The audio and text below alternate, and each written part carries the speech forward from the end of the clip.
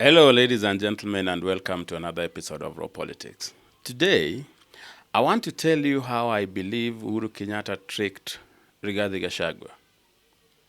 Yes, I am persuaded Uhuru Kenyatta deliberately misled the Deputy President Rigathi Gachagua as a form of revenge. If you are interested in that subject, please stay tuned. If you are watching for the first time, I urge you to take a moment and subscribe to this channel so that you don't miss subsequent videos. Otherwise, let us just jump right into the subject of the day. If you can remember, during the campaigns of 2022, Uhuru Kenyatta humiliated the Honorable Rigathi Gachagua. If it was not the Friday arrests, if it was not freezing his accounts, he did everything to humiliate the then Madeira MP, the Honorable Jeffrey Rigathi Gachagua. And it got so personal, to the point that even on the day of inauguration, the deputy president had very unkind words. He didn't pretend that he liked Uhuru at all.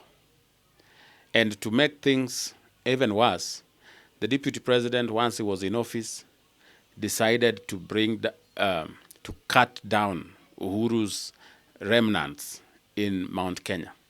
He went for Kanini Kega, the Sabina Chege, and others. Within a short time, the Deputy President Rigathi Gachagua had neutralized Jubilee as a whole. Uhuru's influence, political influence within Mount Kenya, died. It was gone. So the relationship between the two had become so personal. Uhuru had tortured him, and now he had an opportunity to cut Uhuru to size. So, having found himself in a problem, the deputy president found himself in problems with his boss when he chose to focus on being the kingpin of Mount Kenya. Now, back to Uhuru. The deputy president has found himself in problems because now he is busy fighting to be the Mount Kenya kingpin. Okay? And the entire country is seeing him as somebody who has abandoned his national calling so that he can be a regional king. He's fighting with the local MPs, he's fighting with other MPs from other areas, and other Kenyans are getting weary. So what does the DP do? The DP now looks for allies. And which ally comes forward? Uhuru Kenyatta. The day I saw former MP for Nyeri, the Honorable Ngunjiri Wambogo, joining Rigathi's team, I knew Uhuru was going to hit Rigathi hard. Because it is then that the deputy president was given ideas that he was Ruto's equal, who should not take orders from him. He was reminded how they were voted on a ticket, how he has the exact number of votes, how he has the same mandate, how he is equally a president, a co-president. That is why he could even address the nation after the president had addressed the nation. He's a co-president. These are ideas that were brought into his mind. They even told him he was a better leader than Ruto. That is why he could publicly oppose policies of the government, policies that were discussed in a cabinet where he sits, but he would come publicly and oppose them. Why? He was now a better leader. He was also reminded that without his support, and being the kingpin of Mount Kenya, without his support, Ruto's government will collapse within a short time. He was reminded how unpopular Ruto's government was, that a small unrest, political unrest, if Gen Zs and etc., Ruto will be home. So with all this, the deputy president started fighting President Ruto.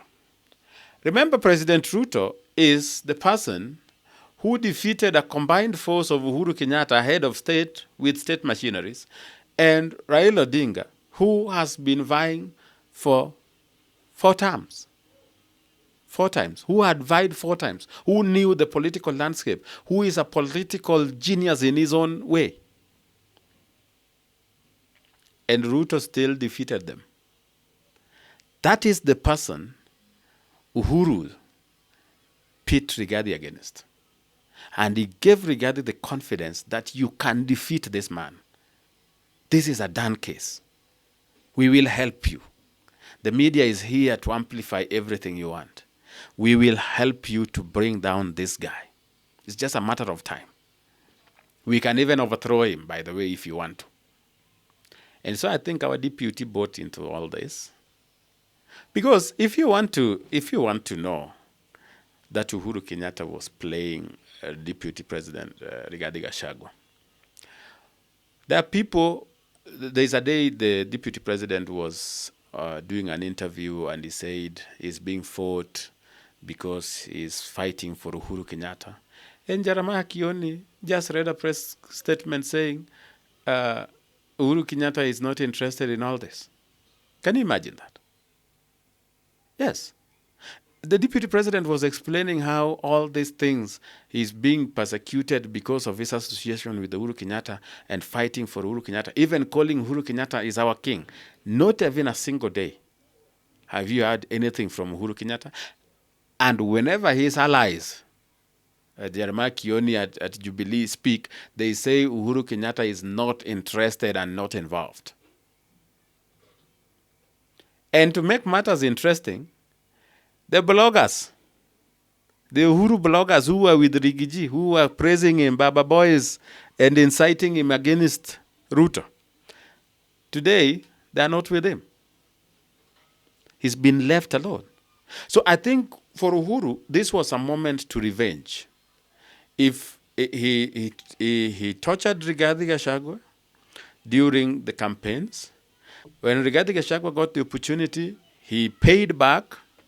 Rigathi Gachagua paid back by diminishing Uhuru's strength and political might in Mount Kenya, reducing him to nothing. And so Uhuru got an opportunity to pay back by inciting Rigathi Gachagua against an opponent that he knew Rigathi Gachagua could not defeat, Ruto. He told him, if you incite Kikuyus against Ruto, Ruto's government is gone. Ruto's government is still standing, even though Kikuyus have been incited against them. Rigathi was made to believe that he could intimidate the MPs. Okay? Attack their homes, attack their businesses, intimidate them into loyalty. Loyalty doesn't work like that. People don't become loyal to you because they fear you. That is not how loyalty works. That is fear. So people who support you because they fear what you are going to do to them are not loyal to you. People who are loyal to you because they feel you respect them and you are fighting for their interest. That is what Ruto did when he was deputy president.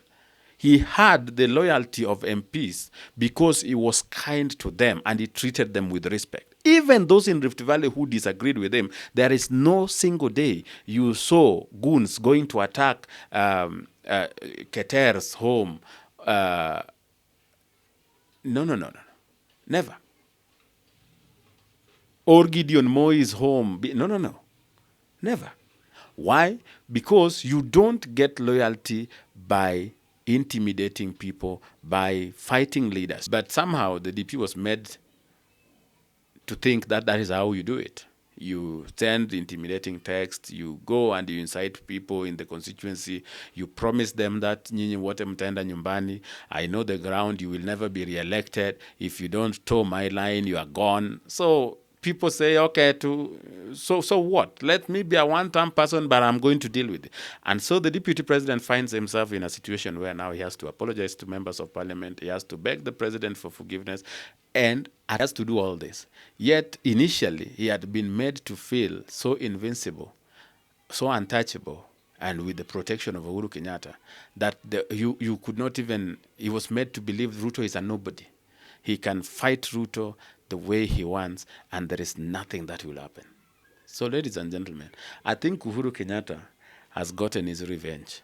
If the deputy president is impeached and he goes home, Uhuru Kenyatta would have succeeded to finish Rigathi Gachagua once for all. And if he survives, is not impeached, working with Ruto will be very difficult. Working will be difficult. Or he will be left there, but with no roles, with nothing, just abandoned. So, in the end, Uhuru would have succeeded. What do you think about that? I think Uhuru played Rigathi Gachagua in a very bad way and tricked him into picking a war with somebody that even Uhuru himself does not pick wars with. And so he found himself in that particular problem. Let me know your views in the comment section.